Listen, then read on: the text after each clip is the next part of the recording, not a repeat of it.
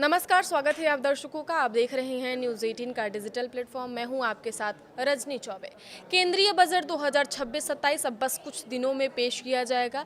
इसी हफ्ते के रविवार को यानी 1 फरवरी को वित्त मंत्री निर्मला सीतारमण 2026 को रविवार के दिन लोकसभा में 11 बजे के लगभग बजट पेश करेंगे। यह उनका लगातार 9वां बजट होगा, जो स्वतंत्र भारत के इतिहास में एक बड़ा रिकॉर्ड है। इससे पहले मोरारजी देसाई ने सबसे ज़्यादा 10 बार बजट पेश किया था, जिनमें से 8 पूर्ण बजट जबकि 2 अंतरिम बजट थे।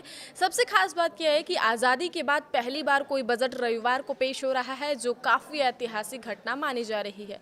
पहले भी कभी कभी शनिवार को बजट आया था, जैसे 2015 और 2016 में अरुण जेटली ने पेश किया था, लेकिन रविवार का यह पहला मौका है। इस बार बजट से आम जनता से लेकर इंडस्ट्री के अलग अलग एक्सपर्ट्स को कई सारी उम्मीदें हैं।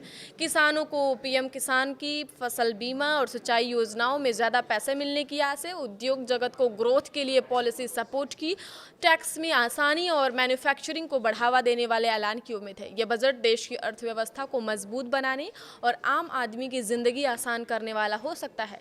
लोग उत्सुकता से इंतजार कर रहे हैं कि वित्त मंत्री क्या क्या ऐलान करती हैं, क्योंकि ग्लोबल टेंशन के बीच ये बजट काफ़ी इंटरेस्टिंग माना जा रहा है।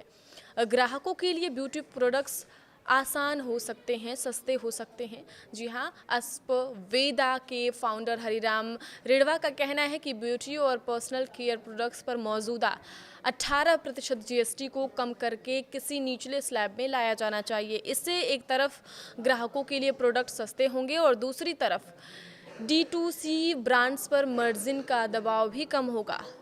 फिलहाल मार्केटिंग, लॉजिस्टिक और रिटर्न जैसे चीज़ों पर कंपनियां का जो खर्च है वो काफ़ी ज़्यादा है। अगर जीएसटी घटता है तो कंपनियां अपने प्रोडक्ट्स और क्वालिटी पर ज़्यादा निवेश कर पाएंगी।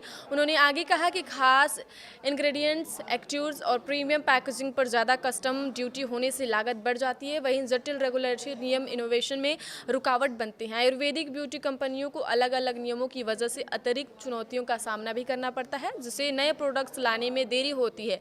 अगर टियर 2 और टियर 3 शहरों में मैन्युफैक्चरिंग और ऑफलाइन रिटेल विस्तार को बढ़ावा दिया जाए, साथ ही एक्सपोर्ट से जुड़े नियम आसान हो और रिफंड जल्दी मिले, तो भारतीय कॉस्मेटिक ब्रांड देश और विदेश दोनों बाजारों में बेहतर तरीके से प्रतिस्पर्धा कर पाएंगे।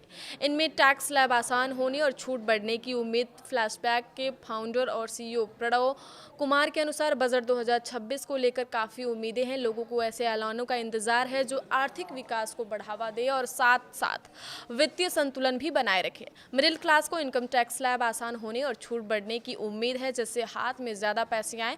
वही रियल इकोनॉमी, खासकर रियल एस्टेट सेक्टर के लिए सरकारी समर्थन बढ़ने की उम्मीद है, ताकि अफोर्डेबल हाउसिंग, फंडिंग और आसान क्रेडिट्स के जरिए हाउसिंग और जुड़े सेक्टरों में लगातार मांग और विकास बना रहे। आगे की खबरों के लिए आप देखते रहिए न्यूज़ 18 का डिजिटल प्लेटफॉर्म। धन्यवाद।